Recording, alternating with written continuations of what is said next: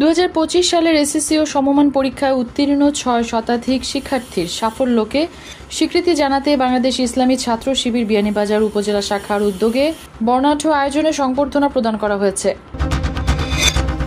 Sylhet Charkhai Shaola 4 lane মহাসড়ক দ্রুত সময়ের মধ্যে সম্পন্ন করতে বিভাগীয় কমিশনারের কাছে স্মারক দিয়েছে বিয়ানীবাজার জনকল্যাণ সমিতি সিলেটের নেতৃবৃন্দ। বৃহস্পতিবার বিভাগীয় কমিশনার খান মোহাম্মদ রেজাউন নবীর কাছে এই স্মারকলিপি প্রদান করেন। যোগীগঞ্জে 3 শিক্ষা প্রতিষ্ঠানের একই কম্পাউন্ডে ধারালো দা হাতে মহড়ার ছবি সামাজিক যোগাযোগ মাধ্যমে ছড়িয়ে পড়েছে। ভাইরাল হওয়া এই ছবি দেখে হতবাক সাধারণ মানুষ ও শিক্ষার্থীদের অভিভাবকরা। এই ঘটনায় এলাকায় তোলপাড় সৃষ্টি হয়েছে। গোলাপগঞ্জে ফেসবুকে পরকীয়ার পোস্টের জেরে ছাত্রদল নেতার হাতে জসিমউদ্দিন রনি নামের এক যুবদল কর্মী খুন হওয়ার খবর পাওয়া গেছে।